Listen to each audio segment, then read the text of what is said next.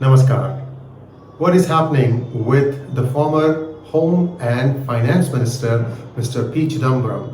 Looks like he got hounded by his own partymen in Kolkata. What was he doing in Kolkata? He was representing the government of West Bengal in a case against his party member Adhir Ranjan Choudhury, who happens to be, last I checked, the head of Congress in Lok Sabha. Not that it makes much of a difference because there is no leader of opposition. Congress doesn't qualify for that, I don't think. Be that as it may, Adhir Ranjan Choudhury is the leader of opposition in Congress, and he had a case against him, and Mr. Chidambaram, being a congressman, was actually representing the other side. And there were many people who were heckling him and they were trying to chase him out of the court building. What exactly is Mr. Chidambaram up to? No, the bigger question is, this man has amassed so much wealth. What is the need for him to go and practice his quote-unquote legal wizardry? We all know what kind of legal wizardry he has. He has probably appointed many of these judges when he was in the Home Ministry or whatever it is. And this is all they have. They have access. That's all the claim to fame that the likes of 𝗑𝙬𝘂𝗰𝘀𝘀, and Chidambaram, who all practice dual roles, have. They will be ministers. They will also be highly paid lawyers. And the only thing they have is access. And as to whether they have won any case on the basis of their skills, one has to find with a fine-tooth comb. I don't know. I would like to know if somebody can point me out this one landmark judgment that Mr. Chidambaram or Mr. 𝗑𝙬𝘂𝗰𝘀𝘀 got against somebody else, that they can hang their hat on and say, yes, I was the main lawyer in this particular case. Now, let's take a quick look at all the pending cases against the Chidambaram family. First of all, in the case of 𝗏𝙪𝙤𝙥, in November 2021, there was a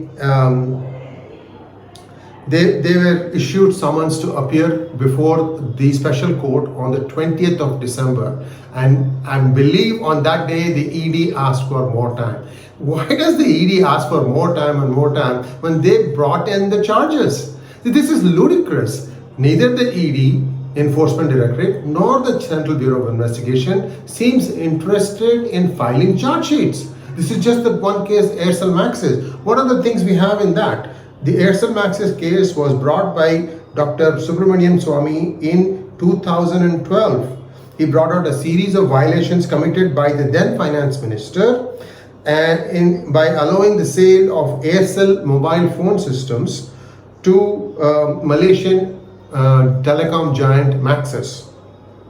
So much so that Maxis ended up owning 99.99% of the Aircel Maxis company, something that is not allowed as per Indian laws. Now, in 2014, during the arguments, the BJP-led government, headed by Mr. Arun Jaitley, a close friend of Chidambaram, told the Supreme Court that the probe was over and that the Enforcement Directorate can transfer its investigating officer, Rajeshwar Singh. You know who gave this affidavit? The current RBI governor, Mr. Shaktikant Das. He lied to the Supreme Court that the investigation was over. And it was actually Dr. Swamy who had to go back and move heaven and earth to ensure that the investigation continued and that Mr. Rajeshwar Singh would be not disturbed from his position. It's a different matter that in 2022, now Mr. Rajeshwar Singh, or Dr. Rajeshwar Singh I should say, has since voluntarily resigned from his job and has now contested on a BJP ticket and has won, and he's now a BJP MLA in the Uttar Pradesh State Assembly. We were expecting that he might even get a ministerial post. Too bad he has not got that, but I guess he has time on his side, so we'll have to wait and see. So that is just that one case. Now, there is this other scam, INX Media bribery scam, black and white, in which Mr. Chidambaram spent 106 days in jail, and yet that too hasn't had a trial date. So with all these things going around, why does this guy want to go and plead cases? I guess to just garner some news, some buzz. Even if he's being chased out, I guess he follows the dictum, any publicity is good, bad or good, it doesn't matter, any publicity is good. But that said, Chidambaram family is one of the most corrupt, probably right up there along with Sharad Pawar and the Sonia Gandhi / Rahul Gandhi / Priyanka Gandhi triumvirate, and all these people deserve only one place, that is the jail. When will they go there? It is all due to the largest, the great kind-heartedness of the Modi government, which continues to plead for time, even though they may have all the data in their hands, that these people roam free. Maybe they just want to have these things as open wounds, so Congress or the NCP can never explain away why is it that they have never been charge sheeted. But that is just my call. I could be wrong. You can make your own decision. Viewers, lately we have a new feature that is available on our YouTube channel, and that is called as a super friend.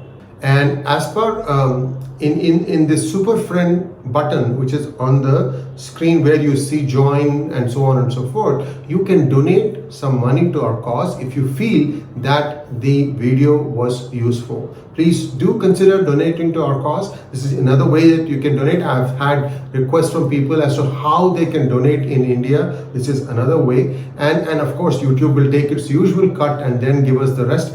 Be that as it may, I think they are still doing a good job. I would like to encourage every one of you to consider donating if you think that our videos are useful. Thanks for watching. Please like, share and subscribe to our channel as always, and don't forget to click on the bell button. Remember, only 10% of the subscribers have clicked on the bell button. We need them to go up to 100%. Then you'll get a lot more notifications and therefore a lot more viewerships for us, a lot more advertising revenues also. Thank you very much. Namaskar.